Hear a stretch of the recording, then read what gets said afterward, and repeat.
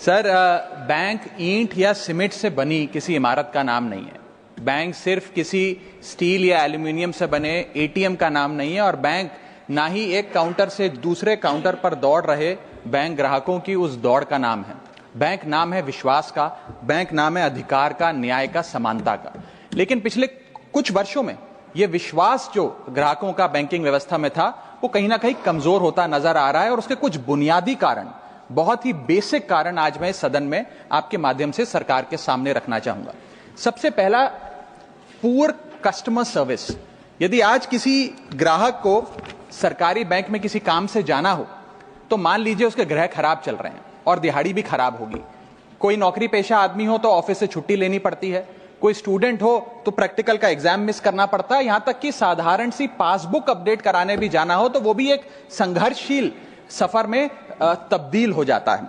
Madam, आप जब किसी सरकारी बैंक में घुसते हैं तो ऐसा लगता है कि 80 या 90 की दशक की किसी इमारत में आ गए हैं, जहां पे दीवारें उखड़ रही होती हैं, पंखा अपनी मर्जी से चलता है और लाइनें रेल टिकट से भी ज्यादा लंबी होती हैं। इसके बाद जब आप काउंटर नंबर 1 पे पहुंचते हैं तो बताया जाता है काम यहां नहीं होगा, काउंटर नंबर 4 पर जाइए। जब काउंटर नंबर 4 पे जाते हैं तो बताया जाएगा यहां पर भी काम नहीं होगा, फर्स्ट फ्लोर पर जाइए। और जब आप थके हारे फर्स्ट फ्लोर पर पहुंचते हैं तो बताया जाता है कि लंच हो गया है, लंच के बाद 2 बजे आइएगा। 2:15 पहुंचते हैं तो बताया जाता है कि लंच एक्सटेंड हो गया, अभी कर्मचारी गुलाब जामुन खा रहे हैं। यह व्यवस्था है कस्टमर सर्विस की एक सरकारी बैंक में। और आज हम जहां चांद पर पहुंच गए, यूपीआई से गोलगप्पे खरीद रहे हैं, लेकिन हमारी सरकारी बैंकिंग व्यवस्था 80-90 के दशक से बाहर नहीं आ पा रही है। अभी आरबीआई के गवर्नर ने हाल ही में एक प्रेस कॉन्फ्रेंस कर वित्तीय वर्ष 23-24 की रिपोर्ट जारी करते हुए कहा कि 95 शेड्यूल्ड कमर्शियल बैंक्स में एक साल में, एक वित्तीय वर्ष में 1 करोड़ से ज्यादा कस्टमर सर्विस से संबंधी कंप्लेंट्स आई हैं। और ये तो वो कंप्लेंट्स हैं जिन लोगों को पता था कंप्लेंट कैसे दर्ज करानी है और उन्होंने दर्ज कराई। न जाने ऐसी कितनी कंप्लेंट्स होंगी जो सिस्टम में कैद ही नहीं हुई। इसी के साथ साथ बैंकिंग कोड और स्टैंडर्ड्स बोर्ड ऑफ इंडिया का एक सर्वे बताता है कि 45% बैंक कस्टमर्स बैंकिंग व्यवस्था से डिससैटिस्फाइड हैं, असंतुष्ट हैं। और मैं चाहूंगा आपके माध्यम से सरकार के कानों तक ये बात पहुंचे कि डिजिटल सर्विसेज का एक कस्टमर सेटिस्फैक्शन ऑडिट कराना चाहिए सरकारी बैंकों का, कि क्या हमारी सरकारी बैंकों की वेबसाइट का इंटरफेस या मोबाइल एप्लीकेशंस सरल हैं, अच्छी हैं, या कस्टमर्स उससे त्रस्त हैं।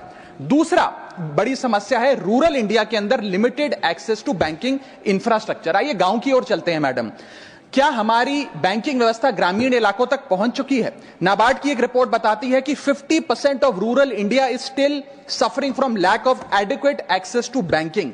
फाइनेंशियल इंक्लूजन इंडेक्स की आरबीआई की 2020 की रिपोर्ट बताती है कि ग्रामीण भारत में हर 100 में से मात्र 54 लोगों तक ही हमारी बैंकिंग व्यवस्था जैसे तैसे पहुंच पाई है, और 30% से ज्यादा रूरल हाउसहोल्ड आज भी ऐसे हैं जो पूरी तरीके से अनबैंक्ड हैं। और मैम, बैंकिंग की ग्रामीण इलाकों में अगर बात करें तो बैंकिंग व्यवस्था ने ग्रामीण इलाकों के साथ सौतेला व्यवहार किया है।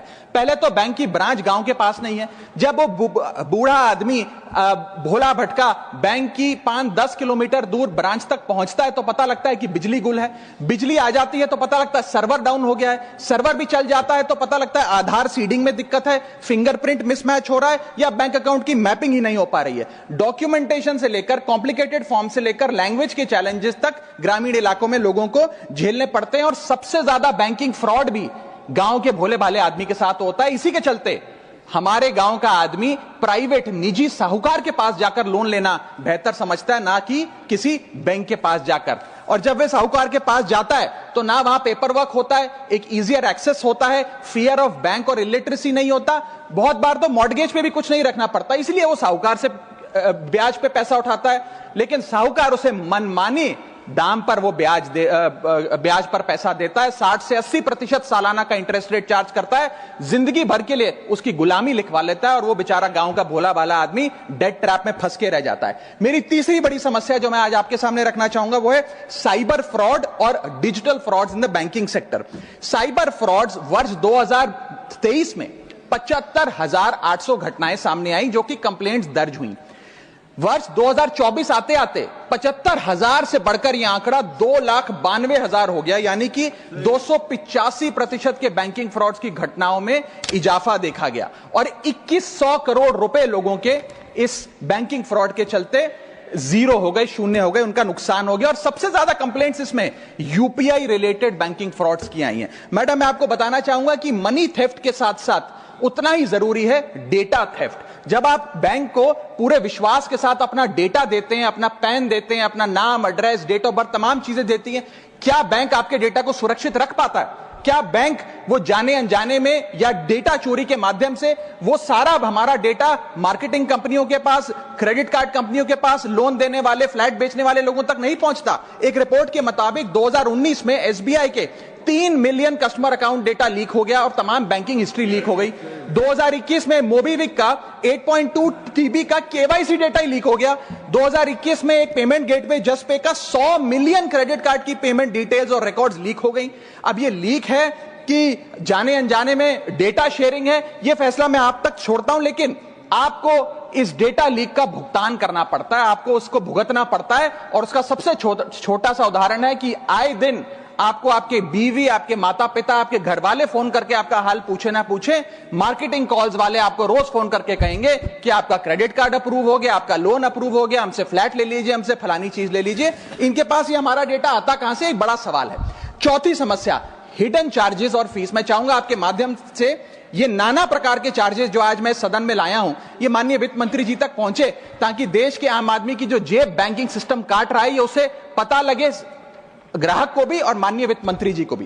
पहला, मिनिमम बैलेंस पेनल्टी। यदि आप न्यूनतम बैलेंस नहीं रखते हैं तो 100 से 600 रुपए प्रति माह बैंक आपका काट लेता है। इस चार्ज को लगाने के बाद बैंकों ने वित्तीय वर्ष 22-23 में 3500 करोड़ रुपए मिनिमम बैलेंस पेनल्टी के नाम से लोगों से वसूले हैं। मैडम, दूसरा चार्ज, एक्स्ट्रा एटीएम यूजेज। आपको एटीएम ट्रांजैक्शन के लिए 2 से 3 की मोहलत मिलती है, 2 से 3 की इजाजत मिलती है बैंकों द्वारा। अगर आप चौथा, पांचवा ट्रांजैक्शन कर लें तो हर ट्रांजैक्शन पे 20 रुपए एटीएम चार्ज आपको देना पड़ता है। इनएक्टिविटी फी 100 से 200 रुपए सालाना, यानी कि अगर बैंक आप बहुत ज्यादा अपना अकाउंट यूज नहीं करते हैं तो बैंक इनएक्टिविटी के नाम पे भी चार्ज लगा देता है। फिर बैंक स्टेटमेंट आप मंगवाते हैं तो बैंक स्टेटमेंट इशुएंस चार्जेस के नाम पर आपसे 50 से 100 रुपए लेता है। फिर आप कहते हैं हमें एसएमएस अलर्ट के माध्यम से मेरे बैंक के खाते में क्या आ रहा है उसकी जानकारी मिले, तो एसएमएस अलर्ट चार्जेस के नाम पर भी प्रति क्वार्टर 20 से 25 रुपए आपसे लिया जाता है। ऑनलाइन पेमेंट करेंगे एनईएफटी की तो ट्रांजैक्शन फी भी ली जाती है। जबरदस्ती आपको पहले लोन बेचते हैं और फिर उसके बाद लोन प्रोसेसिंग फी के नाम पर 1 से 3% लोन अमाउंट का काट लेते हैं। और जब आपकी किस्मत ठीक चल रही हो और आप समय से पहले अपना लोन बकाया जो है उसका भुगतान करने बैंक पहुंच जाएं तो loan pre closure charges, early payment penalty के नाम पर भी बैंक आपसे पैसा वसूलता है। साधारण सा सिग्नेचर बदलवाना हो, नॉमिनी की डिटेल्स बदलवानी हो, उस चेंज पर भी 200 रुपए प्रति ट्रांजैक्शन के नाम पे बैंक आपसे पैसा वसूलता है। और डिमांड ड्राफ्ट, पे ऑर्डर बनाने जाएं तो 100 से 200 रुपए प्रति डिमांड ड्राफ्ट आपसे पैसा वसूलता ही वसूलता है। यानी कि कस्टमर्स की जेब काटी जा रही है और कस्टमर्स को पता भी नहीं लगता कि कितना पैसा बैंक इन नाना प्रकार के चार्जेस के चलते आम आदमी से वसूल रहा है। मेरा पांचवा और आखिरी point madam, insurance and investment product miss selling. अपने क्वार्टरली या मंथली टारगेट्स पूरा करने के लिए बैंक के एग्जीक्यूटिव मिस सेलिंग करते हैं, गलत प्रोडक्ट लोगों को बेचते हैं। यह भी एक प्रकार का हनी ट्रैप है। मीठी मीठी बातें कर भोले भाले मासूम लोगों को ऐसे प्रोडक्ट्स बेच दिए जाते हैं जिनकी जरूरत उन्हें है ही नहीं। IRDAI, insurance regulatory development authority of India की एक रिपोर्ट बताती है कि 3.5 लाख सालाना कंप्लेंट्स में से 20% कंप्लेंट्स सिर्फ और सिर्फ मिस सेलिंग की, गलत प्रोडक्ट बेचने की उन्होंने दर्ज करी हैं। सेबी की एक रिपोर्ट बताती है कि 30% इन्वेस्टर मिसलीडिंग इंफॉर्मेशन का शिकार हैं। और म्यूचुअल फंड्स की मदर बॉडी, जिसे association of mutual fund of India कहते हैं, वो बताती है कि 23%, मैं खत्म कर रहा हूं मैडम, 23% इन्वेस्टर ऐसे हैं जिनके पास वो प्रोडक्ट्स हैं जो उनके रिस्क प्रोफाइल और फाइनेंशियल गोल से मेल ही नहीं खाते हैं। तो मैडम, मैं इन सारे जो समस्याएं बताई हैं उसके माध्यम से समाप्त कर रहा हूं। बस इतना ही कहना चाहूंगा कि ये बड़ी बुनियादी समस्याएं हैं जो आज इस देश का एक आम अकाउंट धारक, एक आम आदमी सफर कर रहा है। मैं चाहूंगा माननीय वित्त मंत्री जी इन बुनियादी सुविधाओं का, इन बुनियादी समस्याओं का समाधान दे। बहुत बहुत शुक्रिया। और ऐसी खबरें देखने के लिए सब्सक्राइब कीजिए हमारे यूट्यूब चैनल को। वीडियो पसंद आए तो लाइक, कमेंट और शेयर जरूर कीजिए। शुक्रिया।